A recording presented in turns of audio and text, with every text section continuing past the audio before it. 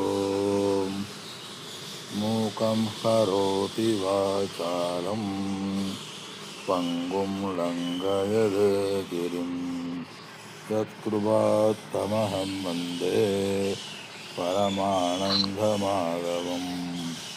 யம் பிரம்மா வருணேந்திரருத்ரமருதः துன்வந்து தேவஸ்தவே வேதை சாங்கபதரகணோபனிஷதை காயந்தி யம் சாமதாம் தியானாவஸ்திததத்பதேன மனசா பஷ்யந்தி யம் யோகினः யஸ்யான்னம் ந விதுர்புராசுரः தேவாய தஸ்மை நமः தேவாய தஸ்மை நமः.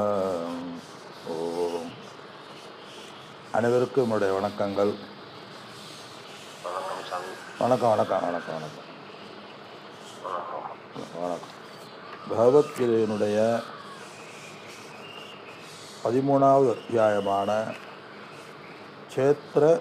க்ஷேத்ரஜ்ஞ விபாக யோகத்தை நாம் பார்த்து வருகின்றோம். வார்த்தை புதிதாக பகவான் சொன்னாலும் ஏற்கனவே இதுவரை கூறிய கருத்துக்களைத்தான் பகவான் க்ஷேத்ரஜ்ஞம் என்ற வார்த்தையை பயன்படுத்துகின்றார்.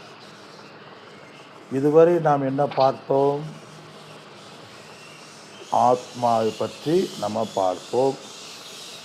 அனாத்மாவாகிய இந்த உடல் மனம் உலகத்தை பற்றி நம்ம பார்த்தோம்.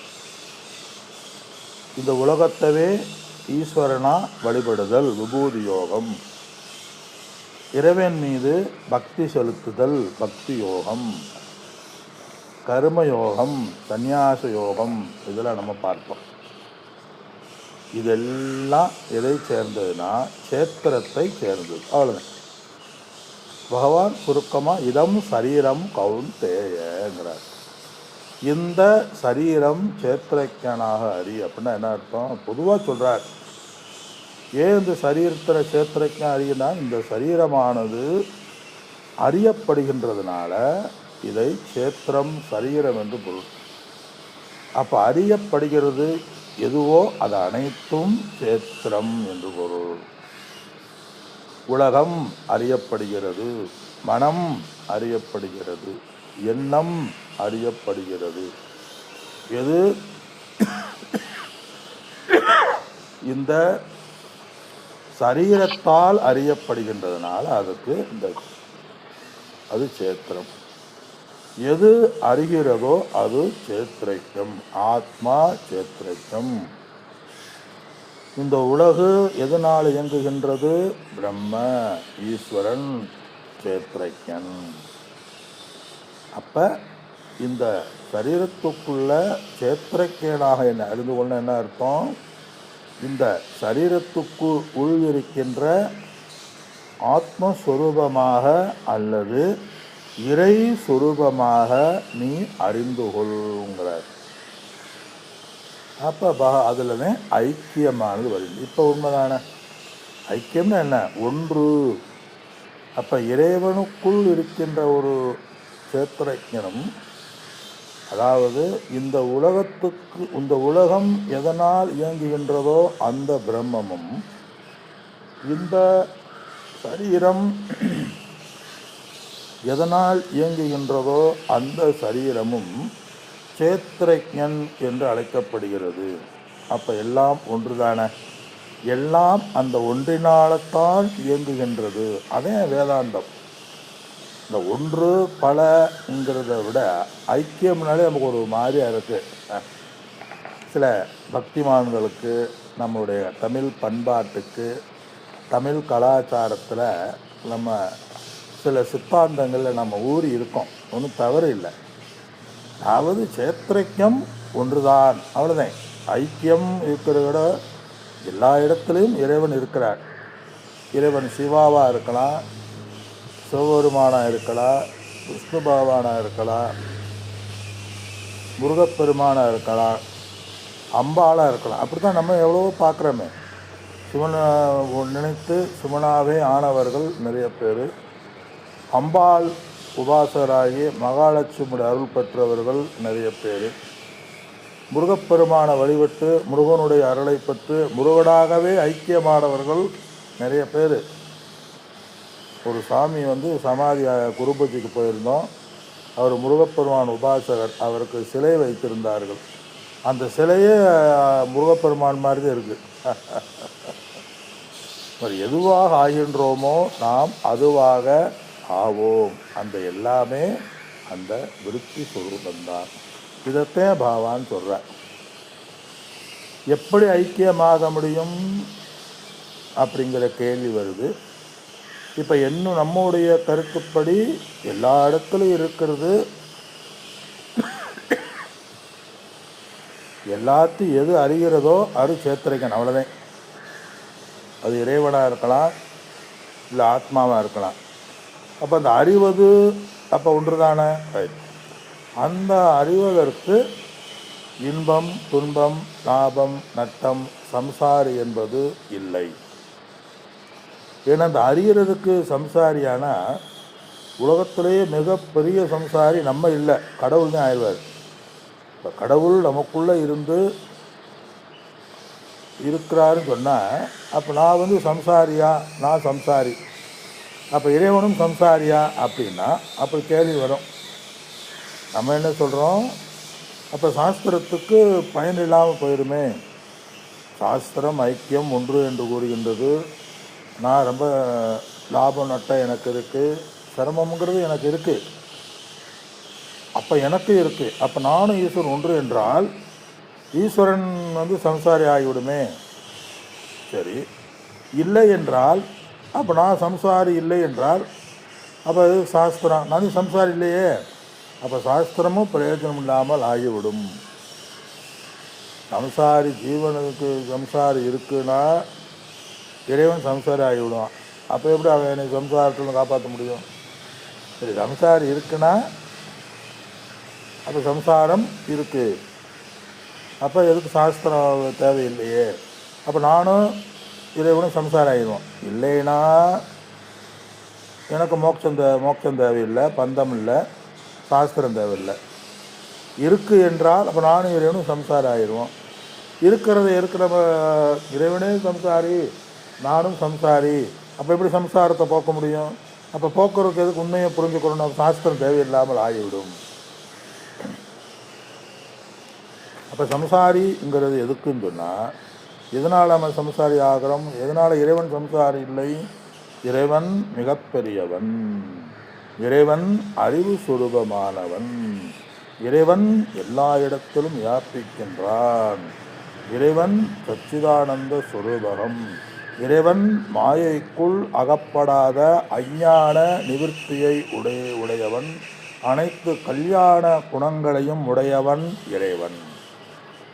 அவனிடம் மாயா பாச்சா பலிக்காது, நம்மிடம் மாயை பாசா பலிக்கும். அப்போ ஒன்று இல்லைன்னா என்ன அர்த்தம்? என்ன காரணம்? அறியாமைன்னு சொல்கிறார். அந்த அறியாமை தான் இதற்கு காரணம். அந்த அறியாமையே எல்லாத்துக்கும் காரணமாக ஆகி வருகின்றது. அதனால் எல்லா இந்திரியங்களையும் நம்ம அழிக்கிறேன். அப்போ எல்லா இந்திரியங்களும் எப்படி, எதை பற்றி அறியாமை?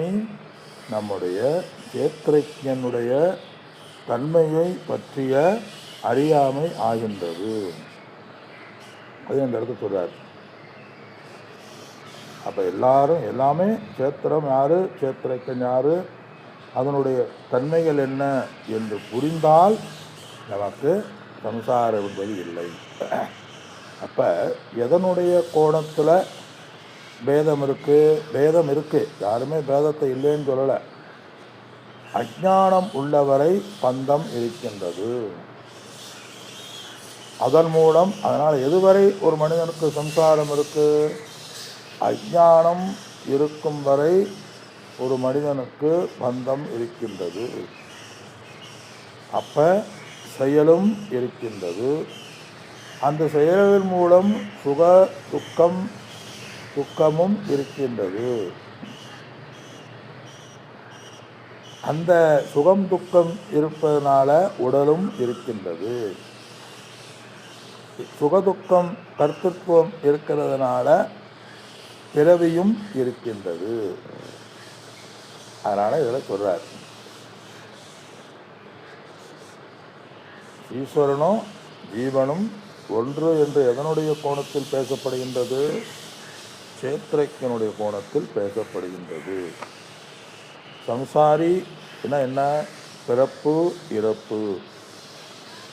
மற்றதெல்லாம் அடுத்து இன்பம் துன்பம், இதுனே சம்சாரி. அதனால் இந்த இடத்துல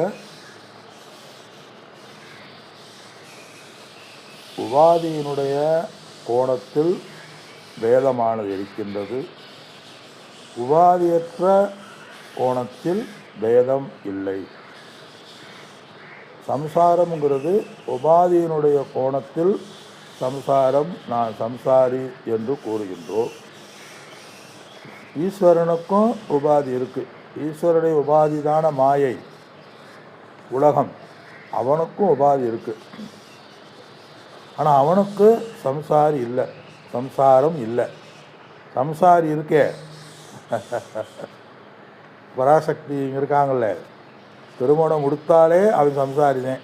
அது சொல்லுவாங்கள்ல, சில பேர் நேரடியாகவே சொல்லுவாங்க, நாங்களாம் சம்சாரிக்க சாமி, கல்யாணம் முடிச்சாச்சு, எங்களுக்கெல்லாம் மோட்சம் இருக்கா அப்படின்லாம் சொல்லுவார்கள்.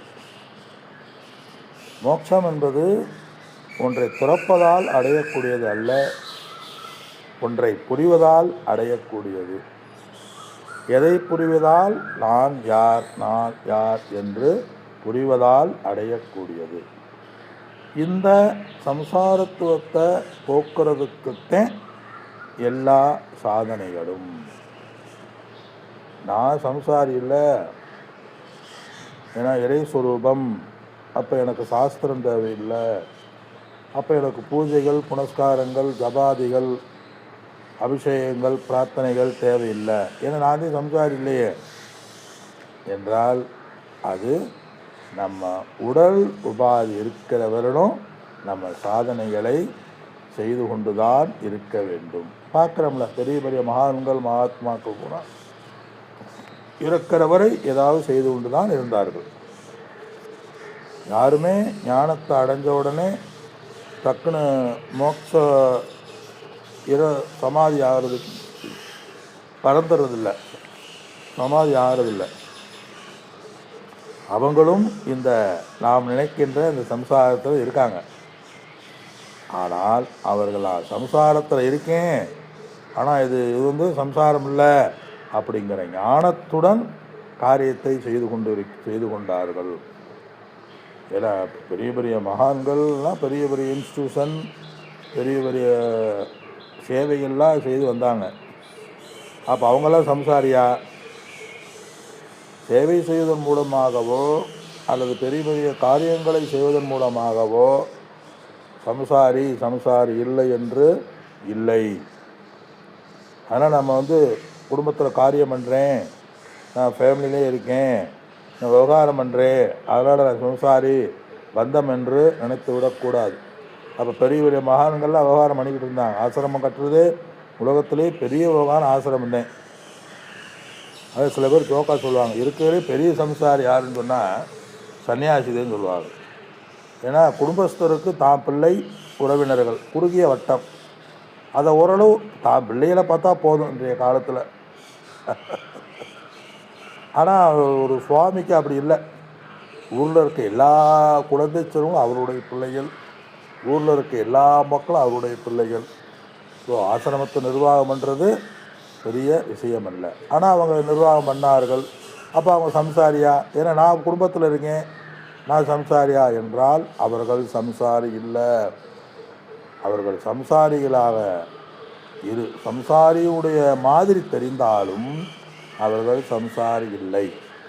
நாம் சம்சாரியாக இருந்தாலும் நாம் சம்சாரி.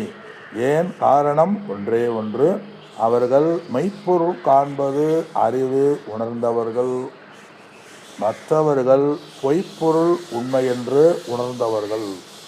எல்லாம் அந்த உணர்வுகள்னே, எல்லாம் அந்த எண்ணங்கள்னே. அதனால விவேகானந்தர் சொல்றார், மனேவ மனுஷியானாம் வந்த மோக்ஷயோகோன்னு சொல்றார். ஆகையினால உள்ளதை உள்ளபடி சொல்வதுதான் சாஸ்திரம், வேதாந்தம். அவ்வளோதான். உள்ளதை உள்ளபடி ஏற்றுக்கொள்வதை, உண்மையானதை சொல்கின்றது சாஸ்திரம் அல்லது வேதாந்தம். உள்ளதை உள்ளவாறு நடக்கக்கூடியதுன்னு சொல்லும். நடக்கக்கூடாது சொன்ன நம்ம அது சாஸ்திரம் அல்ல, நாமும் ஏற்றுக்கொள்ள மாட்டோம். தர்மத்தை பின்பற்று, தர்மம் சர, தர்மத்தை பின்பற்று, சத்தியம் வத, உண்மையை பேசு சொல்லுது. ஏன் நம்ம முடியும். அதே சமயத்தில் வேதம் அக்னியை குடி, தூங்காதே அப்படின்னு ஏதாவது சொல்லுதா? இல்லை.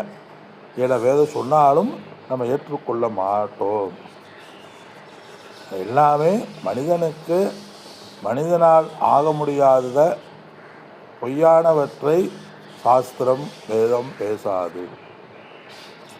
ஆனால் சில கருத்துக்களை வலியுறுத்துவதற்காக சில சித்தாந்தங்களில் இந்த வேதாந்த உண்மையானது பொய் சொல்லலை, மறைக்கப்பட்டு விட்டு அவங்களுடைய கருத்துக்களை புகுத்தப்பட்டு விட்டது. இது நம்ம படிக்கும்பொழுது நமக்கு தெரிந்துவிடும். அதனால் இது ஒரு ஃபவுண்டேஷன். உண்மையை புரிந்து கொள்வதுதான் வேதாந்தம். உண்மைகளை பற்றி பேசுவதுதான் இந்த பகவத்கீதை.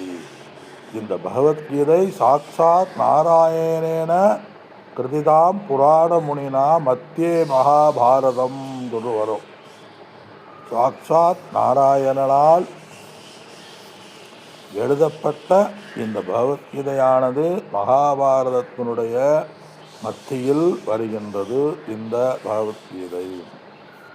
அதனாலதான் கிருஷ்ண அவதாரத்தை பூர்ண அவதாரம் சொல்லுவாங்க. பூர்ண அவதாரம்னா என்ன? தானே தத்துவத்தை உபதேசிக்க பகவானே, அந்த நாராயணனே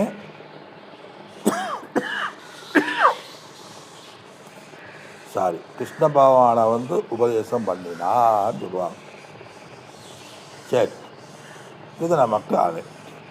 அதனால் மற்ற சாதனைகள்லாம் இல்லையா, மற்றதெல்லாம் தேவையில்லையா அப்படின்னா மற்றதெல்லாம் தேவை. மற்றதெல்லாம் இந்த முடிவான இந்த பூரணத்துவத்தை உணர்வதற்காக பகவானால் உபதேசிக்கப்பட்டது. ஆக பூர்ணம், நிறைவு, எங்கும் நிறைந்தது அப்படிங்கிறது எதனால் கிடைக்கும்? இந்த சேத்திரக்கனாகிய இறைவனை என்னுள் காண்பதுதான் பூரணம், நிறைவு என்பது இருக்கும். எனக்கு வேறாக அந்த ஈஸ்வரனை கண்டால் அவனை என்ன வணங்கினாலும் நானும் அவரும் பேதமென்றாலே பயம் என்பது இருக்கும். பேதமென்றாலே நாம் மோட்சம் என்பது இருக்காது. பேதமென்றாலே கர்த்தృత్వం வந்துவிடும், அகங்காரம் வந்துவிடும். நான் பக்தன், நான் இறைவன், நான் இறைவனை வழிபடுகின்றேன், என்னை இறைவன் காப்பாற்றுவார் என்ற எண்ணம் உபாதி. அந்த உபாதிதான் சம்சாரம். உண்மையினுடைய அடிப்படையில் பார்த்தால் வேத புத்தி சம்சாரம். அதனால் ஒரு விளக்காசிரியர் சொல்றாரு, யார் இறைவனையினுடையதை வேதத்தை பற்றி பேசுகின்றார்களோ அவர்களை மூர்க்கர்கள் என்று நினைத்து ஒதுக்கிவிடு அப்படிங்கிறார். ஆத்ம ஞானத்தை பற்றி பேசாமல் யார் ஈஸ்வரனும் நம்மளும் வேறு வேறு என்று கூறுகிறார்களோ அவர்கள் பண்டிதர்களாக இருந்தாலும் மூர்க்கர்களாக நினைத்து ஒதுங்கிவிடு என்று ஆதிசங்கரர் ஒரு வியாக்கியானத்தில் அவங்க படித்தவங்களாக இருந்தாலும் பண்புள்ளவர்களாக இருந்தாலும் என்ன அர்த்தம்? படித்தவர்களாக இருந்தாலும் அவர்கள் பேச்சை நீ கேட்காது. அதுதானே.